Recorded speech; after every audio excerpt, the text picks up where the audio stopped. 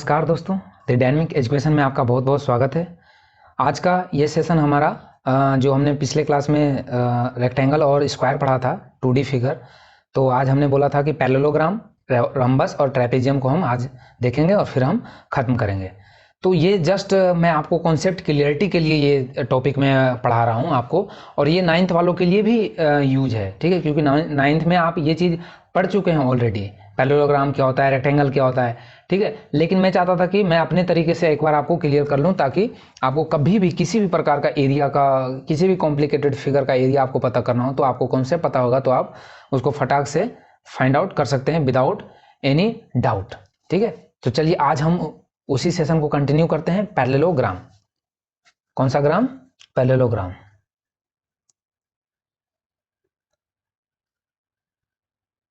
ठीक है। पैरेललोग्राम के बारे में हम देखेंगे।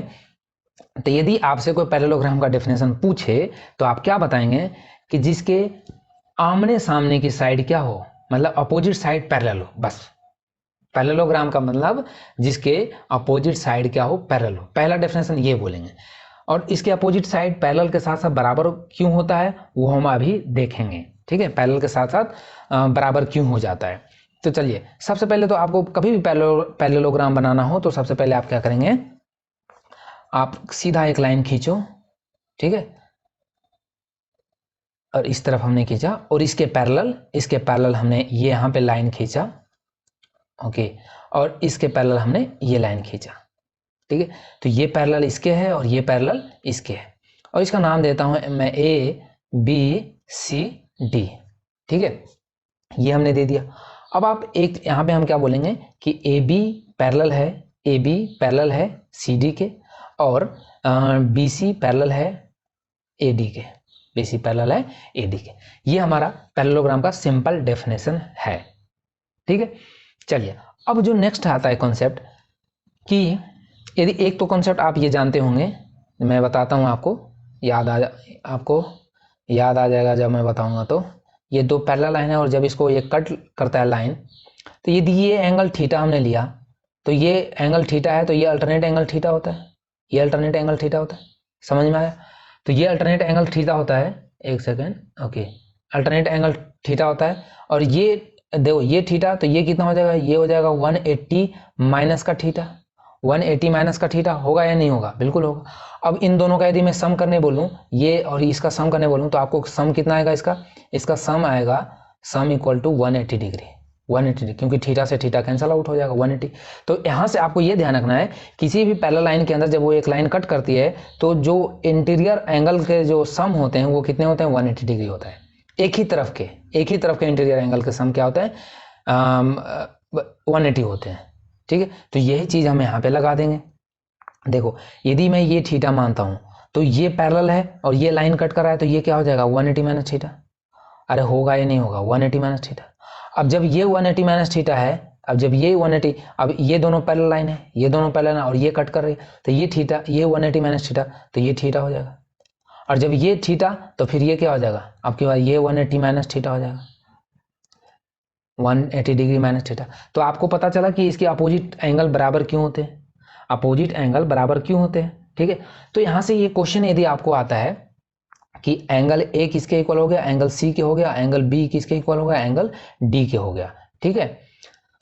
तो यहाँ से हम एक चीज कह सकते हैं कि sum of any two consecutive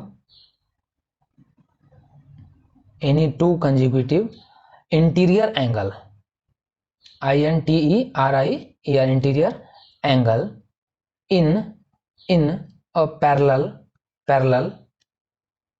a parallelogram या पैरेललोग्राम is always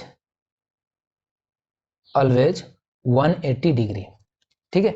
आप किसी भी दो कंजुगेटिव इंटीरियर एंगल का सम लीजिए पैरेललोग्राम में, वो आपको 180 डिग्री ही आएगा। दैट मीन्स दिस, ये कंजुगेटिव कहने का मतलब इसका कंजुगेटिव या तो ये होगा या तो ये होगा, ठीक है। तो कोई भी एंगल पकड़ लो, इसका कंजुगेटिव जो होगा ये है, तो इन दोनों का सम हमेशा 180 डिग्री होगा। इसका कंजुगेटिव ये लेते हैं तो ये भी 180 डिग्री, इसका मैं ले लेता हूँ तो इसका कंजुगेटिव ये होगा, तो फिर ये 180, मतलब कोई भी दो कंजुगेटिव आप ले लोगे, ये दोनों या ये दोनों, तो उसका सम क्या आएगा, ऑलवेज 180 डिग्री। ये आपको ध्यान रखना है, ठीक है। ऑब्जेक्टिव में पूछा जाता है ये सब क्वेश्चन। तो यदि मैं पूछूं कि angle A ratio angle B, यदि मैं इसको एंगल ए को थीटा ले लिया हमने, चलो एंगल ए को हमने यहाँ पे ऐसे मान लो कि एक्स, तो ये भी एक्स, ये वाई, तो ये भी वाई, समझ में आया। तो हम यहाँ पे जस्ट आपको एक कॉन्सेप्ट क्लियरिटी के लिए बता रहे हैं कि angle A ratio angle B ratio angle C ratio angle D, तो ये किसको फॉलो करेगा, एक्स ए एंगल कितना है एक्स है, ठीक है, वी कितना है वाई है, फिर सी कितना आएगा एक्स आएगा, फिर क्या आएगा वाई आएगा। तो मतलब एक्स वाई ये कंजुगेटिव एंगल और ये कंजुगेटिव। तो आपको कभी कभी ऐसा पूछ लिया जाएगा, आपको ये रेशियो दे दिया जाएगा, आपको ये एंगल पूछा जाएगा कि ये किस टाइप का पैरेललोग्राम है, मतलब किस टाइप का क्वाड्रिलेटरल है, तो आप बोलोगे पैरेललोग्राम। क्यों? क्योंकि इसके कंजुगेटिव एंगल क्या है, बराबर है, सर इसके अपोजिट एंगल क्या है, बराबर है, इसके अपोजिट एंगल क्या है, बराबर है, ठीक। तो इस रेशियो को फॉलो करता है एक्स वाई, समझ में आया। चलिए ये चीज़ तो हमने देख लिया। अब आते हैं डायगोनल्स पे। इसके डायगोनल में क्या क्या खेल होता है, तो इसके डायगोनल में देखते हैं क्या क्या ये खेल मचाता है। इसके डायगोनल्स पैरेललोग्राम, ठीक है। अब ये एंगल, ये डायगोनल हमने खींच दिया, ठीक है, कुछ तो बोलेगा नहीं, जहां मन है वहां खींच दो इसको बेचारा को, ठीक है। देखो ये टेढ़ा हो गया, ये बदमाश है, ये सीधा होने का नाम ही नहीं ले रहा, ठीक है। तो ये हमने डायगोनल्स को खींच लिया, ये A B C and D, ठीक है। तो यदि मैं अब मैं बात कर रहा हूं, देखो ये यदि मैं अल्फा ये लेता हूं, ये एंगल अल्फा लेता हूं, तो ये एंगल कितना होगा, अल्फा होगा। क्यों? क्योंकि ये दोनों लाइन क्या है, पैरेलल है, समझ में आया। ओके, यदि मैं ये थीटा लेता हूं, ये थीटा लेता हूं, तो ये थीटा ले रहा हूं, तो ये एंगल कितना होगा, ये भी थीटा होगा या नहीं होगा, बता दो। क्योंकि ये लाइन और ये लाइन पैरेलल है, समझ में आया। इसी तरह से यदि मैं आपसे पूछूं कि यदि ये एंगल बीटा है तो ये भी बीटा होगा, समझ में आया। और यदि ये मैं मान लेता हूं ये गामा है तो ये भी गामा होगा। इतना चीज आपको ध्यान रखना होगा। तो यदि मैं ट्रायंगल, ये जैसे मैं नाम यहां देता हूं, ओ देता हूं इसका नाम, तो ए डी सी की बात करूं, ए डी सी और ए बी सी, ये दोनों ट्रायंगल सिमिलर है या नहीं है, बता दो। ये दोनों ट्रायंगल सिमिलर है या नहीं है। सो ट्रायंगल कौन सा ले रहे हैं हम, एक तो ट्रायंगल ले रहे हैं ए डी सी ये ट्रायंगल, और एक ले रहे हैं ए बी सी, मतलब ये और ये दोनों ट्रायंगल ले रहे हैं, triangle A D C and triangle A B C, ठीक है। अब ये सिमिलर कैसे होगा, देखो ये क्या हमने देखा था, अभी क्या देखा था, एंगल ए इक्वल टू होता है एंगल सी के, मतलब एंगल ये तो मतलब इन दोनों का सम क्या होगा, जैसे अल्फा प्लस ये भी अल्फा थीटा प्लस अल्फा है, ये भी थीटा प्लस अल्फा है, डेट मीन्स ये क्या है, ये बराबर है दोनों, ठीक है। तो डेट मीन्स हमें क्या देखना है, हमें तो ये इसको सिमिलर करना है। तो हमें कौन सा ट्रायंगल लिया है, ये ए डी सी और ए बी सी में। तो आप पता करो इस ट्रायंगल में, इस वाले ए बी सी ट्रायंगल में ये थीटा है, तो इस ट्रायंगल में ये थीटा है, ठीक है। इस ट्रायंगल में ये अल्फा है, तो इस ट्रायंगल में ये अल्फा है, ओके। और इस ट्रायंगल का ये एंगल डी एंगल बी के बराबर होता ही है। तो इसका मतलब तीनों एंगल बराबर का मतलब ये सिमिलर है, ये क्या है, सिमिलर है, ये सिमिलर है, समझ में आया। अब ये सिमिलर है और कॉन्ग्रुएंट भी होगा। अब कॉन्ग्रुएंट के लिए क्या चाहिए भैया, कॉन्ग्रुएंट के लिए एक कॉमन साइड चाहिए। तो AC कॉमन नहीं है क्या, AC इक्वल टू AC दोनों में है, तो ये दोनों इक्वल हो गया। तो इसके कॉरस्पॉन्डिंग रेशियो लिखेंगे तो उसमें AC कैंसिल आउट हो गया, 1 देगा, तो इसका मतलब सारे साइड क्या हो जाएंगे, को बराबर हो जाएगा तो हम बोलेंगे कि ये कॉन्ग्रुएंट है, ये क्या है, कॉन्ग्रुएंट है। तब मतलब सिमिलर के साथ साथ ये क्या हो गए, कॉन्ग्रुएंट हो गए। क्यों, CONGU कॉन्ग्रुएंट हो गए, ठीक है। अब ये कॉन्ग्रुएंट हो गया तो इसका और क्यों हो गया, क्योंकि ये साइड बराबर हो गया, तो कॉन्ग्रुएंट हो गया। तो अब ये बोलेंगे कि ये क्या है, कॉन्ग्रुएंट ट्रायंगल है, ये दोनों क्या है, ये कॉन्ग्रुएंट ट्रायंगल है।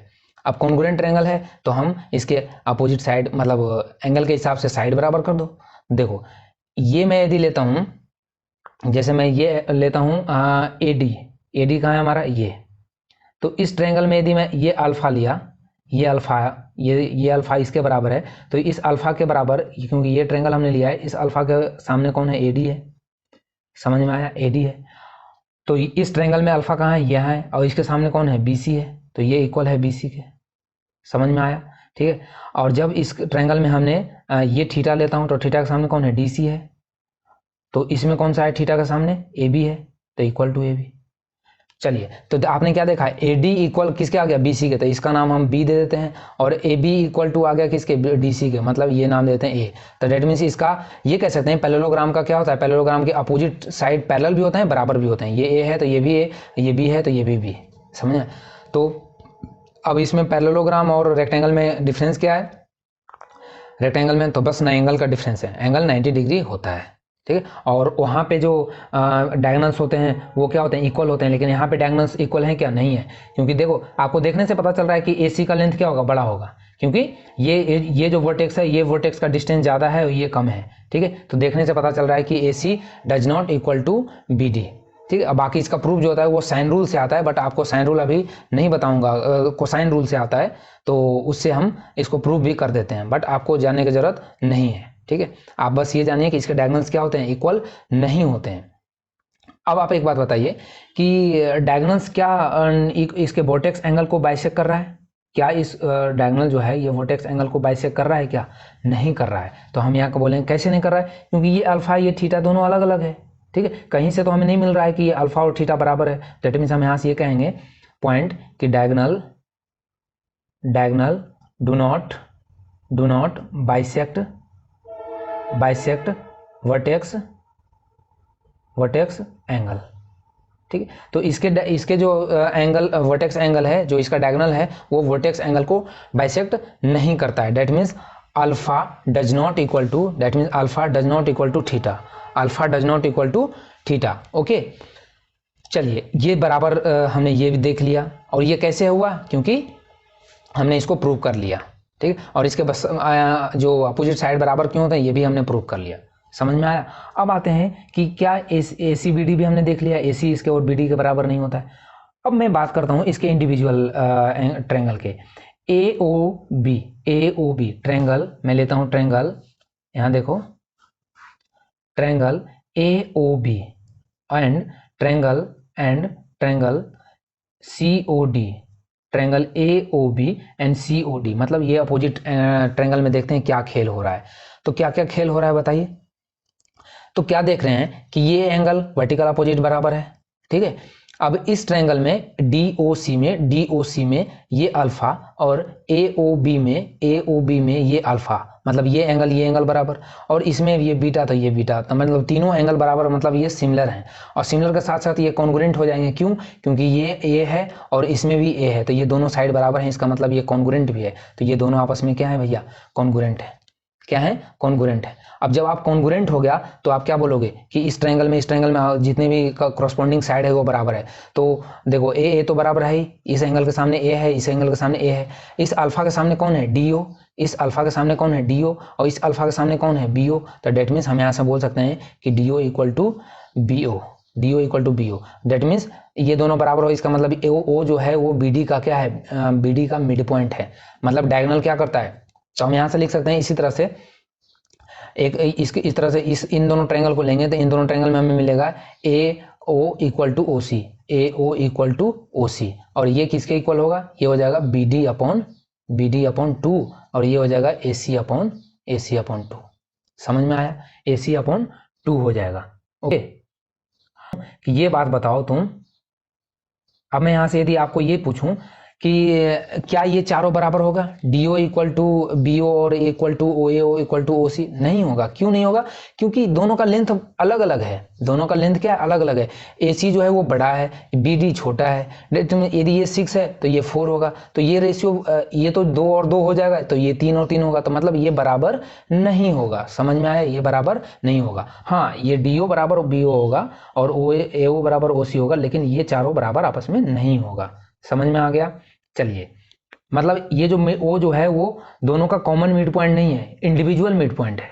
AC का ये इंडिविजुअल मिड पॉइंट है, BD का ये इंडिविजुअल मिड पॉइंट है। समझ में आया? तो यहां से आप लिख लोगे कि diagonal bisect each other but sorry लिखने में नहीं हो रहा है, but not not 90 degree, but not 90 degree. ठीक है, सो ये हमने देख लिया। ये इतना कॉन्सेप्ट आपको पैरेललोग्राम का ध्यान रखना होगा। अब आते हैं इसके एरिया पे कि भैया इसके एरिया में क्या खेल होगा। क्या इसके चारों एरिया बराबर होंगे? बताओ, बराबर होंगे या नहीं होंगे? बिल्कुल होंगे। क्यों? क्योंकि देखो, जब ये अभी हमने बार बार तो अब एक ही चीज़ बताऊंगा नहीं, क्योंकि ये BO जो DO है, ये जो DO है और OB है, ये बराबर है, तो ये साइड बराबर है, तो इसके एरिया भी क्या होगा? इसी रेशियो में होगा। ये 1 है तो ये भी 1 रेशियो होगा। फिर इसमें आएंगे तो ये भी बराबर है इसके, तो ये 1 है तो ये भी 1 होगा। ठीक है, जब इसमें आएंगे, इन दोनों में आएंगे तो ये बराबर है ये दोनों, तो ये भी 1 होगा। दैट मीन्स एरिया क्या है? बराबर है। तो मतलब जो एरिया जो इसके चारों का है ट्रायंगल का इंडिविजुअल, ये बराबर है।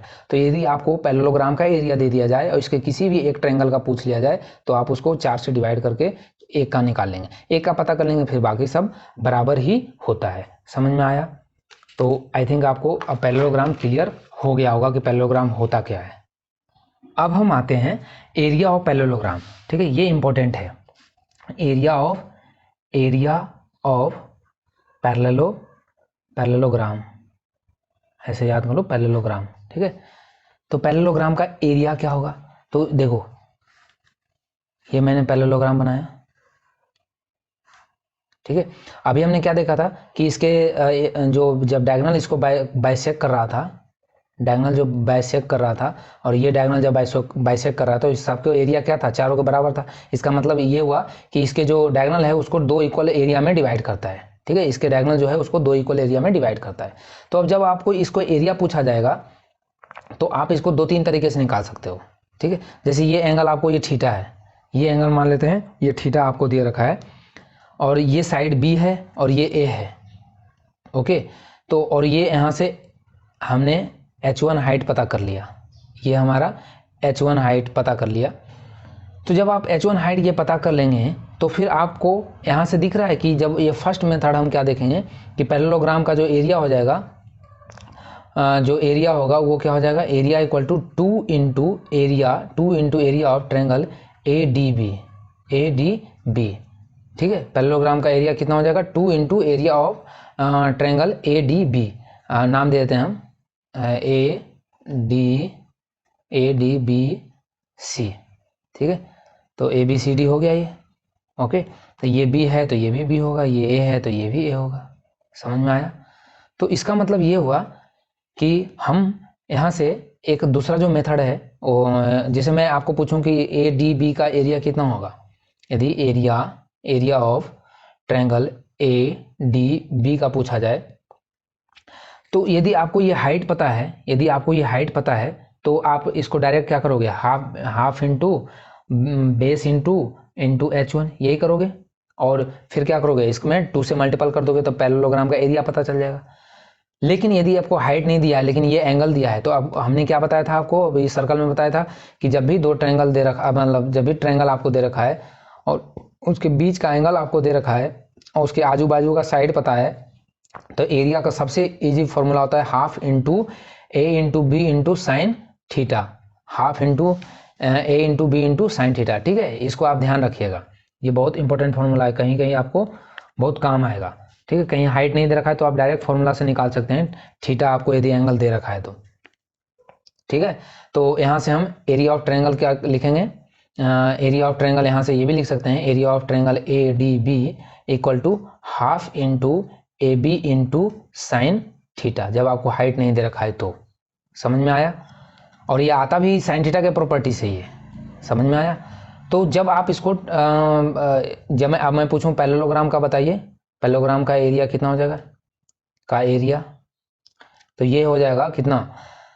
देखो, इसमें जब पुट करोगे इसको तो 2 तो ऑलरेडी है, 2 इंटू और इसका half into AB into sine theta, तो ये 2 से 2 कैंसिल, तो डेट मीन्स यहाँ से हो गया AB sine theta. That means parallelogram का एरिया निकालने के लिए यदि आपको A और B दे रखा है और उसके बीच का एंगल पता है तो आप इसको A into B into sine theta कर सकते हैं। ठीक है, तो ये तो 2 तरीका हो गया कि या तो आप हाइट पता है तो ये वाला लगा दो और नहीं पता है तो ये लगा दो, या एक जो हम फेमस फॉर्मूला पढ़ते आते हैं कि देखो ट्रायंगल, अब ये वाला यदि पुट करेंगे, सॉरी ये वाला जो हम पुट करेंगे इसमें, तो इससे ये क्या आ जाएगा अपन को, यहाँ से पैरेललोग्राम का जो एरिया आएगा, का एरिया यदि हमें हाइट पता हो तो इसमें हाफ पुट, देखो यहाँ पे पुट करेंगे तो ये कितना होगा 2 इंटू हाफ इंटू ए इंटू H1, ठीक है। तो ये 2 से 2 कैंसिल हो जाएगा, a इंटू H1। तो ये तो हम पढ़ते आ रहे हैं, ये तो आपको आता ही होगा कि पैरेललोग्राम का एरिया क्या होता है। पैरेललोग्राम का एरिया होता है a into base into corresponding height, base into corresponding height, base into corresponding height हम कर देते हैं तो उससे हमें पता चल जाता है। और यदि इफ यदि आप b को बेस मान लेते हो, b को यदि हमने बेस मान लिया तो b को यदि बेस मान लेते हो तो फॉर्मूला क्या हो जाएगा, फॉर्मूला हो जाएगा b इंटू H2। एरिया का फॉर्मूला क्या हो जाएगा, एरिया ऑफ पैरेललोग्राम कितना हो जाएगा, b इंटू H2।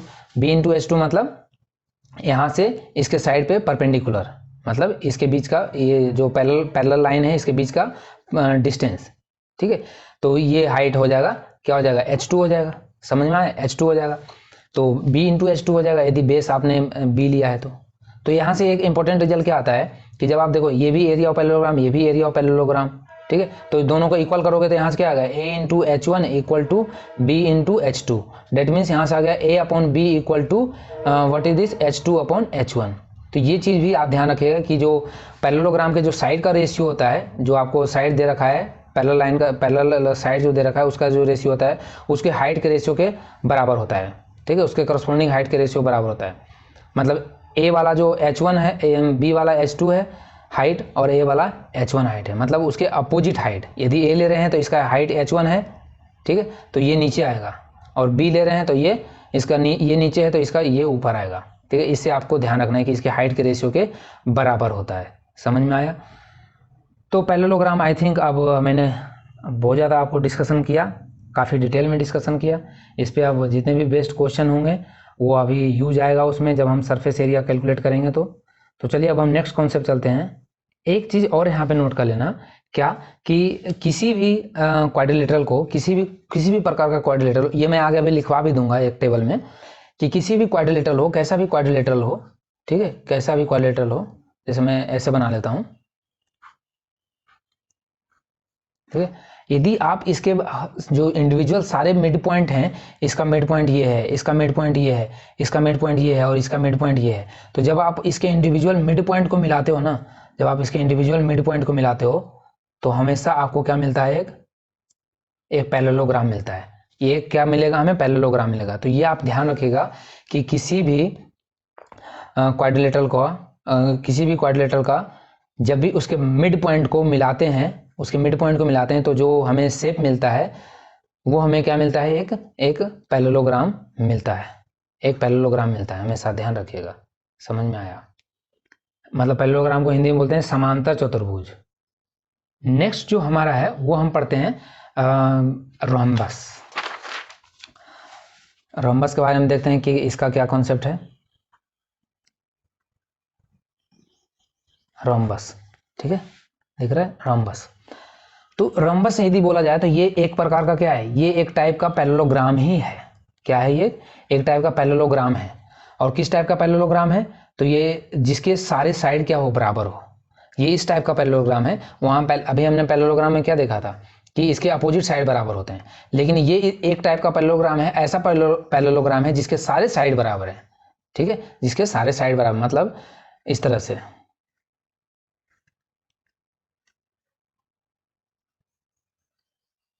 ठीक है। यदि ये ए है तो ये भी ए है, ये भी ए है और ये भी ए है, तो ये स्क्वायर से डिफरेंस कैसे है, तो ये इसका सिर्फ एंगल क्या है, एंगल 90 डिग्री नहीं होता है, ठीक है। चलिए अब बाकी इसके कॉन्सेप्ट हम देख लेते हैं क्या क्या है। तो देखो ये ए है, ठीक है। तो यदि मैं इसके अब डायगोनल में क्या क्या खेल हो रहा है इसको तो देखना जरूरी है, डायगोनल ही तो हमारा इंपॉर्टेंट खेल है, ठीक है। ये डायगोनल हमने मिलाया। अब जब आप इसमें डायगोनल ए बी सी नाम देते हैं, ए बी सी डी, ठीक है। जब आप क्या देख रहे हैं कि ये पैरेलल है इसके, ये पैरेलल है इसके, यदि मैं ये थीटा मानता हूं, यदि मैं इसको थीटा मानता हूं, चलो ये थीटा मान लिया मैंने, तो ये थीटा माना तो ये भी क्या होगा, थीटा होगा, ये भी क्या होगा भैया, थीटा होगा। और क्यों होगा थीटा, तो इसलिए होगा क्योंकि ये पैरेलल अपोजिट साइड बराबर होते हैं, अल्टरनेट एंगल बराबर होते हैं। तो अल्टरनेट एंगल बराबर होने से क्या होगा, थीटा बराबर हो जाएगा। अब आप एक बात बताइए कि यदि ये थीटा तो ये साइड बराबर दिख रहा है आपको, ये साइड बराबर दिख रहा है। अभी हमने पढ़ते आ रहे हैं कि बराबर साइड के अपोजिट साइड भी क्या, अपोजिट एंगल बराबर होते हैं। तो इसके अपोजिट ये थीटा है तो इसके अपोजिट भी ये एंगल होगा। तो ये थीटा है तो ये भी क्या होगा, थीटा होगा, क्योंकि साइड बराबर है तो ये थीटा होगा। ये क्या होगा, थीटा होगा। एक सेकेंड माइक सही कर लूँ, ये थीटा होगा। ठीक है, अब ये थीटा तो फिर ये क्या होगा, ये भी थीटा होगा, क्योंकि अल्टरनेट एंगल बराबर हो जाएंगे, ये दोनों पैरेलल लाइन है। समझ में आया? अब आप बताइए कि ये थीटा है, ये थीटा है, और यदि मैं आपसे पूछूं कि ये एंगल कितना होगा, ये एंगल कितना होगा, ये एंगल कितना होगा बताइए, ये और ये एंगल कितना होगा बता दो जल्दी।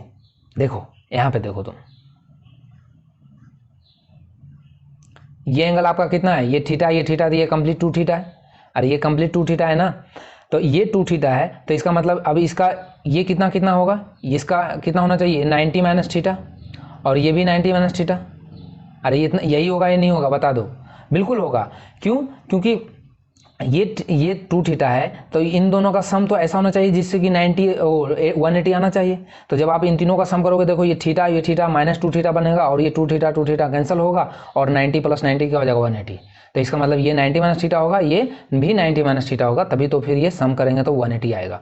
ठीक है, तो ये आपका कितना है भाई साहब, ये है 90 माइनस थीटा, और ये है 90 माइनस थीटा।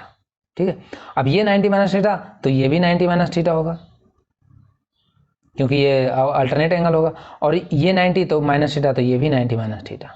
तो यहाँ पे हमें क्या देखे कि डायगोनल्स क्या कर रहा है भाई साहब, पहला पॉइंट क्या हो जाएगा, diagonal DIAGONAL, diagonal bisect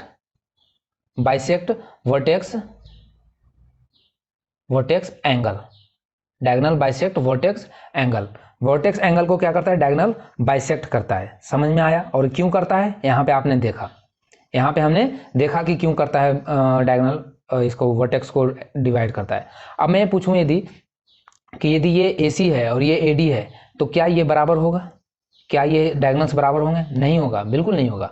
AC को यदि मैं D1 मानता हूँ और BD को यदि मैं यदि मैं D2 मान देता हूँ, तो D1 does not equal to D2 होगा। क्यों? क्योंकि जब ये एंगल बराबर नहीं है, ये 90 से कम है, और ये जो एंगल है ये 90 से ज़्यादा है, तो डेट मीन ये दोनों एंगल जो है, आप एक चीज़ जानते हो कि जितने एंगल ऐसे छोटा होता है, एंगल जब 90 से कम होता है, तो ये क्या होता है, ये दोनों, जैसे ये एंगल हमने, ये भी 90 से छोटा लिया हमने, ये 90 से हमने छोटा लिया, तो ये दोनों देखो दूर चले गए। और जब आप ऑब्ट्यूस एंगल बनाते हो तो क्या होता है, ये ऑब्ट्यूस एंगल क्या होता है, ये पास आता है। ये जब दोनों ऑब्ट्यूस एंगल होगा, जैसे जैसे ये एंगल और बड़ा करेंगे तो ये और पास जाएगा। ठीक है, ये और बड़ा करेंगे तो ये और पास जाएगा। तो ये एंगल जो है, ये दोनों इसके ये बिल्कुल एक्यूट होता है, और ये ऑब्ट्यूस होता है, 90 से एबव होता है, इस वजह से ये ज़्यादा पास में होते हैं, और ये दूर पे होता है। तो ये जब ये दूर पे होता है, ये दोनों वर्टेक्स, तो इसका मतलब AC does not equal to BD। ठीक है, तो ये चीज़ आपको ध्यान रखना है। अब आते हैं बात इस पे कि इसके ट्रायंगल पे क्या चल रहा है, ट्रायंगल में क्या चल रहा है इसका, देखते हैं कि क्या इसके ट्रायंगल 90 डिग्री पे करता है। तो देख लो, ये 90 है, ये थीटा है, ये 90 माइनस थीटा है, तो ये कितना रहेगा, ये 90 डिग्री नहीं होगा क्या? अरे होगा ना, ये 90, ये थीटा, तो ये 90 माइनस थीटा। ठीक है, तो ये 90, इसी तरह से इसमें भी 90, ये भी 90 होगा, ये भी 90 और ये भी 90। ठीक है, तो इसका मतलब यहाँ से एक चीज़ और बोलेंगे हम, क्या कि डायगोनल बाइसेक्ट एट 90 डिग्री। अब देखते हैं कि ये दोनों, ये जो डायगोनल है, ये ईच अदर एक दूसरे को क्या करते हैं, बाइसेक्ट करते हैं, नहीं करते हैं। तो उसके लिए हमें अपोजिट ट्रायंगल का सहारा लेना पड़ेगा। जैसे देखो, इस ट्रायंगल में उस ट्रायंगल में हमने देखते हैं, तो इसमें आपको ये कॉन्ग्रुएंट नहीं है क्या, ये 90 ये थीटा, ये 90 माइनस थीटा, ये 90 माइनस, तो दोनों तो कॉन्ग्रुएंट हो गया। तो ये चीज़ तो आप बार बार बताने की जरूरत नहीं है, और कॉन्ग्रुएंट हो गया, जिसका मतलब DO, ये यदि मैं पॉइंट O ले लेता हूँ यहाँ पे, ये पॉइंट O है, तो DO इक्वल हो जाएगा OB, DO equal to OB। ठीक है, और इक्वल टू क्या हो जाएगा, BD/2, BD का हाफ हो जाएगा। इसी तरह से जब इसका लेंगे AC में तो ये हो जाएगा AO equal to OC, that means AC upon 2। Okay, तो डायगोनल यहाँ क्या करता है, डायगोनल बाइसेक्ट ईच अदर, एक दूसरे को क्या करता है, बाइसेक्ट करता है। और बाइसेक्ट करता है तो क्या ये दोनों ये चारों बराबर होंगे, नहीं होंगे। जैसे मैंने पहले देखा था उसी तरह से ये भी बराबर नहीं होंगे।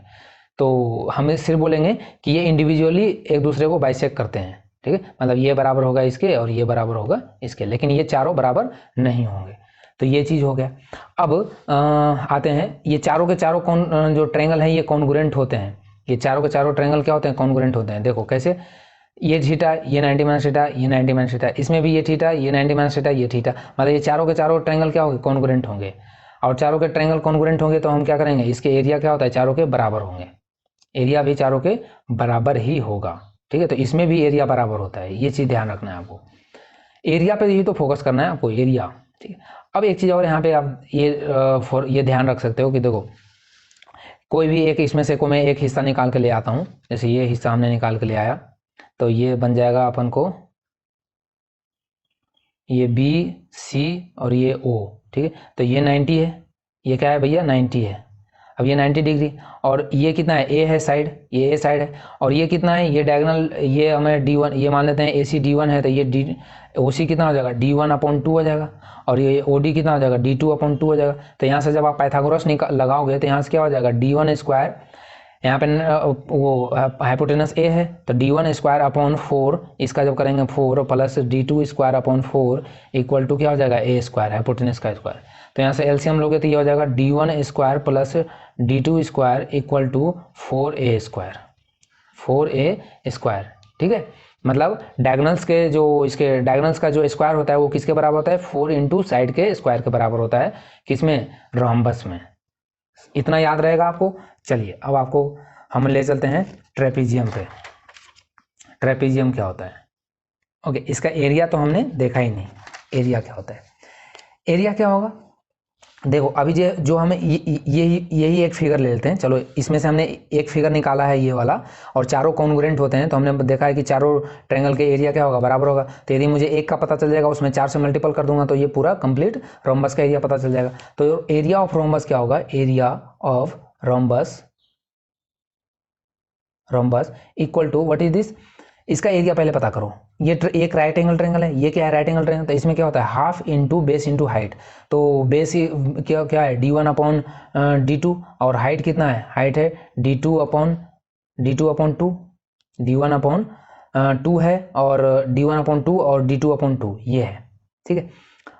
अब और क्या है, अब बताइए, और इसको आप 4 से मल्टीपल कर दें, 4 से मल्टीपल कर दें एक का, तो मतलब ये कंप्लीट में हम 4 से मल्टीपल कर देंगे, ठीक है। तो ये आ जाएगा, देखो ये 2 से 2 कैंसिल हो जाएगा, और ये 2 से 2 कितने बार में, 2 जा सॉरी ये कितने बार में जाएगा, ये 4, ये 2 से, ये तो नीचे ही है, ये तो हाफ में ही है, 2 से 2 नहीं होगा, ये जाएगा, ये 4, ये 2 से ये 2 2 4, ये 4 चला जाएगा, और ये नीचे हाफ बचेगा, मतलब ये हो जाएगा half into D1 into D2, ठीक है। तो एरिया ऑफ रोम्बस आप याद रखिएगा, हाफ इंटू डायगोनल्स का मल्टीपल। ये चीज़ हमने आपको प्रूव करके बता दिया, समझ में आया, कहाँ से आया ये भी बताया। चलिए अब हम आपको कुछ जनरल पॉइंट लिखा देते हैं जो कि आप ध्यान रखिएगा, ये आता है, आपको पूछ लिया जाता है ऑब्जेक्टिव में। तो पॉइंट ये है कि किसी भी जनरल क्वाड्रिलेटरल है, मान लो कोई भी जनरल क्वाड्रिलेटरल, हमें स्पेसिफिक क्वाड्रिलेटरल, रेक्टेंगल, स्क्वायर की बात नहीं करें, कोई भी क्वाड्रिलेटरल हो, ठीक है, कोई भी क्वाड्रिलेटरल हो के यदि मिड पॉइंट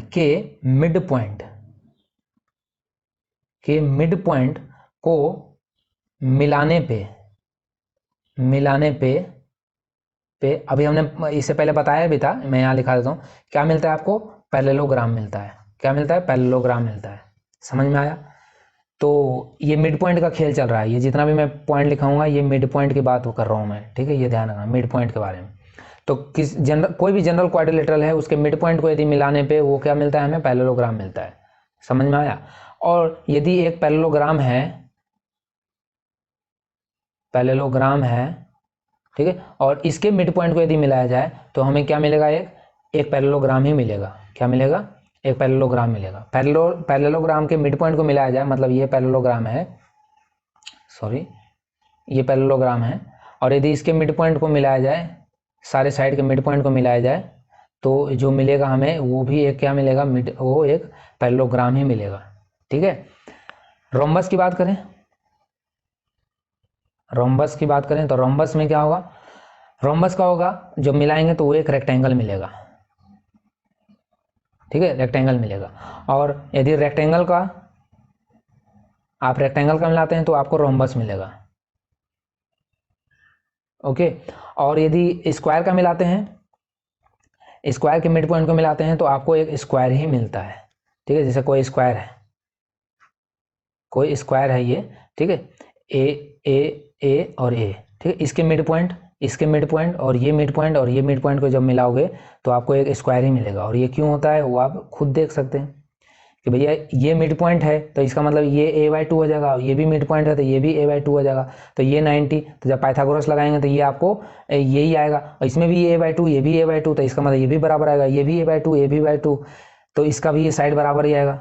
ठीक है, मतलब इतना ही आएगा जो इसका होगा। तो इस तरह से ये चारों साइड बराबर होंगे तो हम बोलेंगे कि ये भी क्या हो जाएगा? अंदर जो बनता है ये भी एक स्क्वायर ही बनता है। समझ में आया? तो ये भी चीज़ आप ध्यान रखिएगा। अब देखो, इसको समझ लो कि ये जो रोम्बस है, इसको जब इसके मिड पॉइंट को मिलाते हैं तो वो रेक्टेंगल कैसे बनता है। देखो, ये रोम्बस है, ये मान लो ये हमने रोम्बस का फिगर बनाया,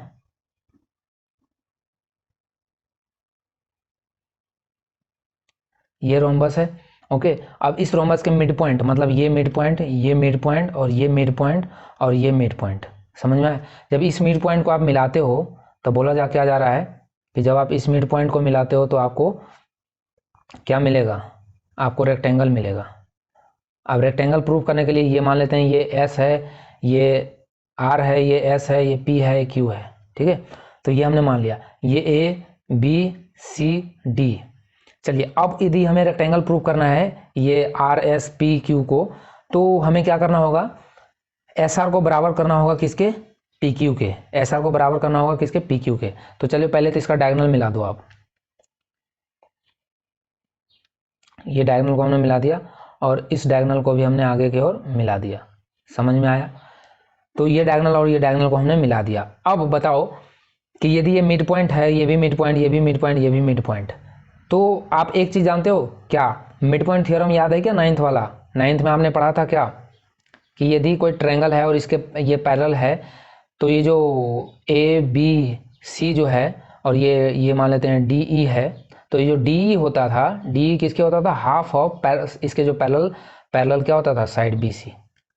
ठीक, तो इसी तरह से ये एस आर जो है, एस आर जो है वो ए सी के पैरेलल नहीं है क्या? एस आर जो है वो ए सी के पैरेलल होगा। एस आर जो है वो क्या है? ए सी के पैरेलल है।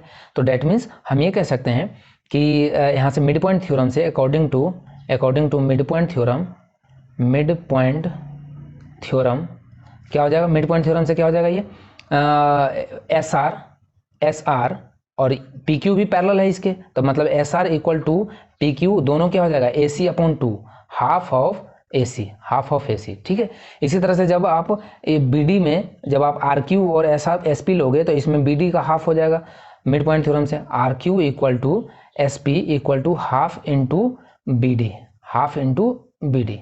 ठीक है, तो ये देखो एस आर इसके सामने बराबर है, इसके सामने बराबर, अब अपोजिट साइड तो बराबर हो गए लेकिन एंगल भी तो 90 होना है, तभी तो रेक्टेंगल बनेंगे। तो देखो ये हमें अभी पढ़ा था कि रोम्बस का जो डायगोनल्स होते हैं वो 90 पे कट करते हैं। किस पे कट करते हैं? 90 पे। तो आप एक बात बताओ, कोई ये एंगल 90 है, ये एंगल क्या है? 90 है, और इसी साइड से ये एंगल बना रहा है, ऐसे समझो तुम इसको, जिसमें ये बोलूँ। ठीक है, और मैं यहाँ पे आपको कोई पॉइंट दे दूँ, तो ये पॉइंट से यदि मैं बोलूं कि ये एंगल यदि 60 डिग्री है तो क्या मैं यहाँ से यदि दूसरा लाइन खींचता हूँ तो ये भी 60 डिग्री होगा? अरे बिल्कुल होगा, क्योंकि ये पैरेलल लाइन है। तो इसी तरह से ए बी पैरेलल लाइन है, ए बी और डी सी पैरेलल लाइन है, और इसमें ये एंगल डी ओ सी ओ बी ओ सी ऐसे बोलो, बी ओ सी 90 है, तो क्या इसी सेम लाइन पे आर एस पी भी 90 नहीं होगा क्या? तो ये भी क्या होगा? 90 होगा, ये भी क्या होगा? 90 डिग्री होगा। समझ में आया? ये 90 डिग्री होगा तो इसी हिसाब से फिर जब ये एंगल लेंगे तो इसके सामने ये हो जाएगा, ये 90 डिग्री होगा, क्योंकि ये भी किसके अंदर आ रहा है, यही दो पैरेलल लाइन के बीच में आ रहा है।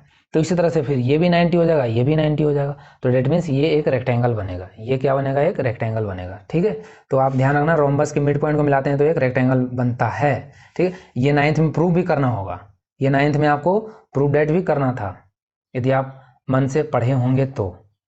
ठीक है, बिना आप चीटिंग के पास हुए हैं तो। ठीक है, चलिए अब हम हमारा लास्ट जो टॉपिक बचा है वो है ट्रेपीजियम। क्या बचा है हमारा, ट्रेपीजियम।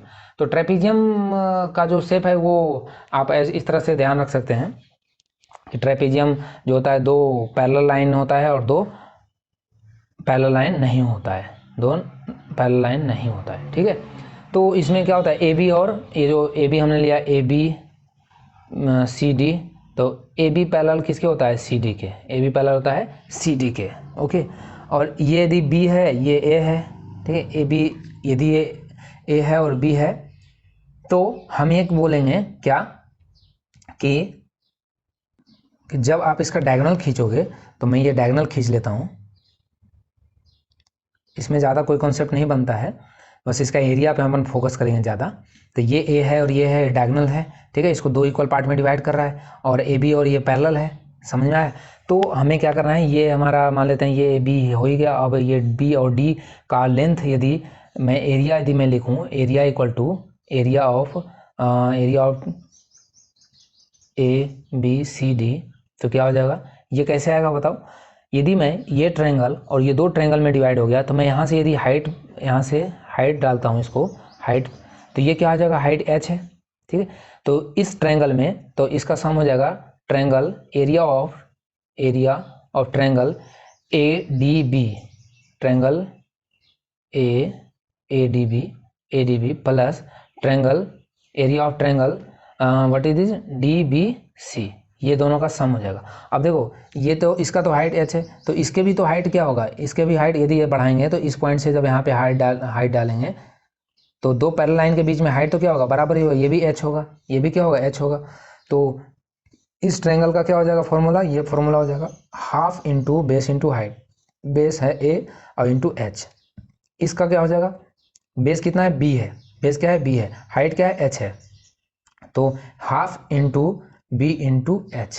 तो यहाँ से हाफ h कॉमन ले लो, हाफ इंटू h कॉमन लेंगे तो क्या हो जाएगा, half into a plus B into h। तो ये आप फॉर्मूला जानते भी होंगे कि ट्रेपेजियम का एरिया क्या होता है, हाफ इंटू जो पैरेलल साइड है उसका सम इंटू हाइट, पैरेलल साइड का जो सम है इंटू उसके बीच का जो हाइट है, उसको मल्टीपल करते हैं तो हमें एरिया पता चल जाता है। समझ में आया? तो चलिए इसी नोट पे मैं अब आपसे विदा लेता हूँ। चलिए कुछ और एक दो कॉन्सेप्ट मैं आपको यहाँ पे बता देता हूँ कि ये ध्यान रखिएगा, किसी भी दो पैरेलल लाइन है ना, इसमें कहीं भी जैसे पॉइंट लिया हमने, ऐसे ये ट्रायंगल बनाया, ठीक है, ये ट्रायंगल बनाया या ये ट्रायंगल बनाया, समझ में आया? तो ये सारे ट्रायंगल का एरिया क्या होगा, इसमें बराबर होगा। किसी दो पैरेलल लाइन के बीच में जितने भी ट्रायंगल होंगे ना, उनके सारे का एरिया क्या होगा, एरिया बराबर होगा, इक्वल होगा, इक्वल होगा। ओके, तो ये चीज़ भी ध्यान रखिएगा। दूसरी बात कि कोई भी क्वाड्रिलेटरल हो, इन एनी क्वाड्रिलेटरल, ठीक है, चतुर्भुज, जैसे मैंने ये ले लिया, चलो ऐसे बना लिया, ठीक है, ये हमने ले लिया, तो ये और इसके डायगोनल्स को हमने मिला दिया, सॉरी, इसके डायगोनल हमने मिला दिया,